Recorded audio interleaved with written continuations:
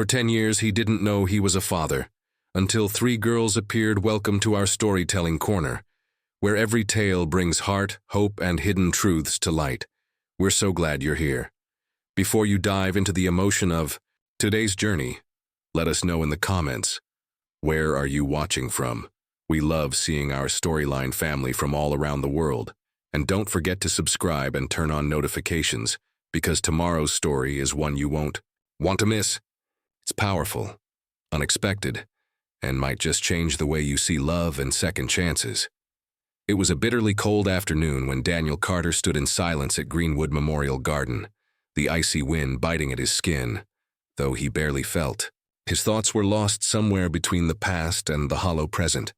Just 3 days earlier, he had buried the only woman who had ever truly seen him, his wife, Vivian. She had known the man behind the headlines, behind the polished suits and high-rise offices of Wall Street. And now, she was gone. The marble headstone in front of him looked too final, too still, for a life that had once been so full of fire. Around him stood colleagues, old friends, and distant family members dressed in black, their faces marked with politeness more than grief. But Daniel wasn't listening to their quiet murmurs or watching the pastor's solemn gestures. His eyes, without knowing why, had drifted toward the far end of the cemetery. There, under the shadow of a large oak tree, stood 3 young girls. Identical, almost unnaturally so. They were small, maybe 9 or 10 years old, and dressed in simple winter coats, pale blue with gray scarves wrapped carefully around their necks. Their presence was strangely still, quiet, and yet electric. Daniel couldn't take his eyes off them. There was something in the way they stood, side by side, not speaking, not fidgeting, just watching. And they were watching him, not the pastor, not the mourners. Just him. Their eyes, wide, solemn, and far too knowing for children their age, locked onto his with an intensity that chilled him deeper than the winter air. He blinked, uncertain if he was imagining things. But when he looked again, they were still there, unmoving, staring at him as if they were reading something on his face he didn't even know was there. For a moment, time seemed suspended. The sounds of the world faded, the rustle of coats, the shuffle of feet, even the low murmur of prayer. It was as if the wind itself had paused to let this strange moment unfold. Before he could take a step forward or ask someone who they were, the girls turned in perfect unison. Without a word, they walked behind the oak tree and disappeared. Just like that. Gone. Daniel's heart raced. He glanced around to see if anyone else had noticed, but no one seemed to be looking in the same direction. No one had reacted. It was as if the girls had only existed in his line of vision. That night, back in his Manhattan penthouse, a place that now felt colder and emptier than ever, Daniel couldn't shake the image from his mind. The girls, their eyes, that stillness, that familiarity. He tried to tell himself it was exhaustion or grief or both, but deep down, a quiet voice whispered something else. That encounter wasn't ordinary. That moment wasn't imagined. And somehow, those girls weren't strangers at all. Sleep didn't come easily that night. Daniel lay in his king-sized bed, staring at the ceiling as the city lights outside painted long shadows across the walls. No matter how hard he tried, he couldn't stop seeing their faces, those 3 little girls under the oak tree. Identical in every way, their stillness, their stare. It wasn't just curiosity in their eyes, it was recognition. That quiet, aching kind of recognition that seeps into your bones before your brain even catches up. And Daniel's gut told him something wasn't right. Something was missing, something big. By morning, he couldn't take it anymore. He called Harry Green, his longtime driver, and the closest thing he had to a confidant. "I need a favor," Daniel said, his voice flat but firm. "There were 3 girls at the cemetery yesterday. I don't know who they were or why they were there, but I need to find out." Harry didn't ask questions. He never did. Just gave a quiet, "I'll get on it." 2 days later, Daniel was sitting in his study, a steaming mug of coffee untouched beside him when Harry returned. File in hand, eyes unreadable. He handed Daniel the envelope and took a slow breath. "They're the Brooks girls," he said. Emily Brooks's daughters. The name hit Daniel like a punch to the chest. Emily. It had been almost 10 years since he'd last seen her, since he'd walked away from a relationship that had felt too big, too complicated for the life he was building. She had been a brilliant literature professor, passionate, driven, and impossible to forget. They had fallen hard and fast. But when Daniel's career pulled him to New York and her world was rooted in Chicago, he made the call to end things. He'd told himself it was the right thing to do. That long distance never worked, that love would only hold him back. He never looked back. Until now. Daniel's hands shook as he opened the file. There were photos. 3 girls just as he'd seen them. Harper, Sophie, Chloe. The report noted Emily had passed away from complications following a long illness just a few months earlier. No mention of a father. And then the math hit him. The 4 girls were 9 years old. 9, right around the time he and Emily had split. Daniel's mind spiraled. Could it be? Had Emily carried their children, his children, without ever telling him? Why hadn't she called? Written? Was she angry, trying to protect them? Or had she simply decided he wasn't the kind of man they needed? He didn't know. But what he did know, what settled into his chest like a brick, was this. He had daughters, 3 of them. And he had missed their first words, their first steps, their first Christmas mornings. Not because he wanted to, but because he had no idea they even existed. The grief he felt for Vivian now collided with a brand new grief, one shaped like 9 years of silence. And in that moment, Daniel Carter realized his past hadn't just caught up with him. It had been standing beneath an oak tree, staring him in the face. Daniel Carter had made a career out of decisive action, mergers, takeovers, boardroom showdowns. But nothing in his decades of high-stakes business had prepared him for this. For daughters, for fatherhood he never knew he missed, for 9 lost years that now haunted him with every breath. He stared out the floor-to-ceiling windows of his Manhattan penthouse, the city buzzing below, unaware of the storm inside him. He knew one thing for sure. He had to see them again. But how do you walk into a child's life? 3 children's lives and say, "Surprise, I'm the father you never knew existed"? You don't. Not like that. That's when he called Margaret Brooks, Emily's sister and now legal guardian of the girls. She didn't answer at first. It took 3 tries before her voice came through, guarded and tired. "Daniel, it's been a while." "Too long," he said quietly. "Margaret, I saw them at the cemetery. I didn't know about any of it.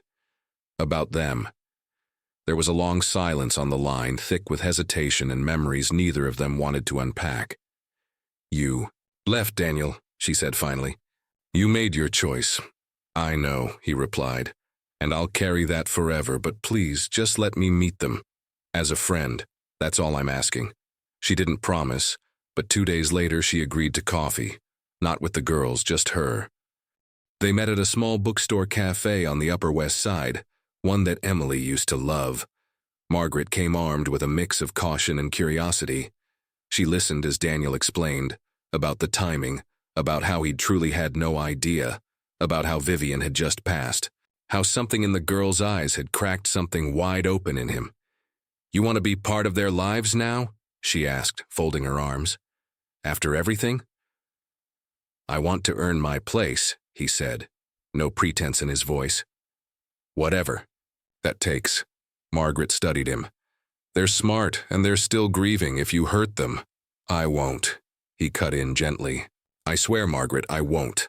That weekend, Daniel met them for the first time, officially. No gravesite, no wind, no haunting glances. Just a quiet Saturday afternoon at Margaret's brownstone, a tray of cookies between them, and 3 very different personalities sizing him up. Harper, the bold one, crossed her arms and narrowed her eyes, as if daring him to earn her trust. Sophie, analytical and sharp, asked questions like mini interrogations. Where he worked, if he liked, books, why he didn't eat chocolate. Chloe, the softest of the 3, watched him quietly, her head tilted slightly, as if listening for something unspoken in his voice. They didn't know who he truly was. Not yet. But he was there. And for now, that was a beginning. As he left that evening, Chloe whispered, "Are you coming back?" Daniel knelt down to meet her eyes. "Every chance I get," he said, and he meant it with every beat of his heart. Weeks turned into months, and Daniel Carter kept his promise. Every chance he got, he came back. At first, the visits were short. Library. Trips, hot chocolate on chilly afternoons, Sunday matinees with extra popcorn. But over time, his presence began to take root. He wasn't just a polite stranger anymore. He was Mr. Daniel, then just Daniel. And slowly, almost imperceptibly, he became part of their rhythm. Harper would challenge him with chess and eye rolls. Sophie, obsessed with trivia, quizzed him on obscure state capitals and the moons of Jupiter. Chloe, ever gentle, would simply sit next to him, their shoulders touching in silence as they colored or read. He never pushed, he never overstepped, but he was there, always, and yet the secret, the truth, hung heavy in every hug, every shared laugh, every moment he tucked them in and walked away aching. For their 10th birthday, Daniel wanted to give them something that meant more than toys or gift cards, something that said, "I see you, I carry you," something that, without words, would connect them to a past they never got to know, and a mother who had left them too soon. So he designed 3 lockets, each one carefully crafted in silver, their shape slightly different. Inside, he engraved a single word, one that Emily herself had once used to describe each girl when he and Margaret had talked late one night over tea and old photographs. Strength. For Harper, wisdom for Sophie, heart for Chloe. No names, no grand explanation, just truth quietly etched in metal. At the birthday brunch, just close family and a homemade cake topped with too many sprinkles, Daniel handed each girl a small box, wrapped simply in navy blue paper. For a moment, the room hushed. Harper tore hers open first, her eyes narrowing as she read the word inside. Sophie followed, studying the locket like it was a science artifact. Chloe opened hers last, her hands trembling slightly. No one said a word. Then Harper looked up. "Why this word?" Daniel smiled, steady but unsure. "Because that's what your mom said you were, and she was always right." Sophie blinked. "You talked to our mom about us?" Daniel nodded. "I did. She wanted you to know who you are, even if she couldn't be here to tell you." Chloe didn't speak. She just slid the chain around her neck and held the locket close to her chest. For the first time since they'd met, Harper didn't look skeptical. She looked seen. Sophie gave a small nod, like she'd just connected a dot in a very complicated puzzle. And Chloe? She reached for Daniel's hand under the table and held it. Later that day, as he walked to the door, Harper called out, "Hey, Daniel." He turned, surprised. "Thanks," she said softly, "for remembering her." That night, Daniel sat in his apartment, staring at the 3 empty boxes still on the counter. The secret still lived inside him, but so did something else now. Hope. The Lockets became a turning point. After that birthday, something shifted. The girls didn't just accept Daniel's presence, they welcomed it. Sleepovers at Margaret's turned into weekends at Daniel's penthouse. The once sterile, echoing space began to fill with laughter, sock-sliding races down marble hallways, and the smell of burnt pancakes on Saturday mornings.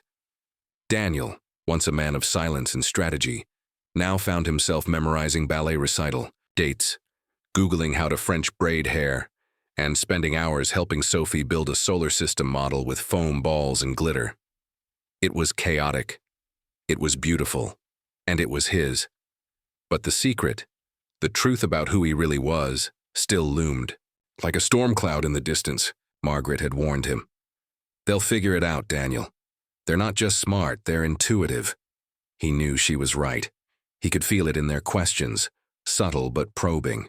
"How did you know Mom liked lavender tea? Why? Do you have pictures of Chicago in your office? Why do you look at us like that?" He kept answering as honestly as he could. without crossing the line, but the line was getting thinner. And then, one overcast Sunday afternoon, the inevitable came. They were at the cemetery. It had become a quiet tradition, a way to stay close to Emily. The wind whispered through the trees as the girls placed flowers at their mother's headstone. Daniel stood a respectful distance back, hands tucked in his coat pockets, watching. Harper was the first to turn. Her eyes were steady but softer than he'd ever seen them. Sophie and Chloe followed, standing beside her like a united front. "We know," Harper said simply. 2 words. They sliced through the air like a blade.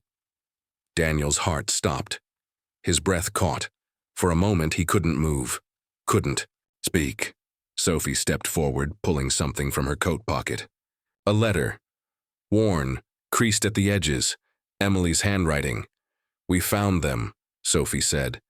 "The letters she wrote but never sent. She wanted to tell us about you."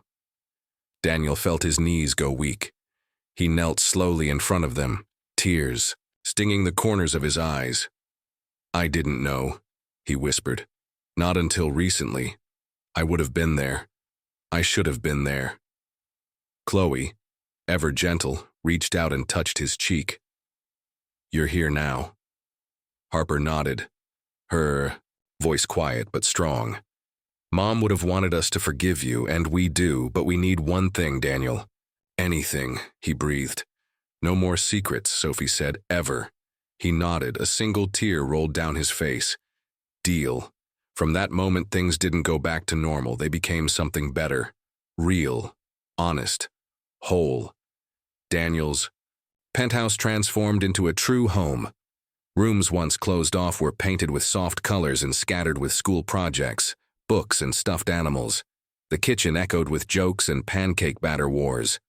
And in the middle of it all stood a man who had once believed that redemption was for other people, but not anymore, because now he was exactly where he was meant to be.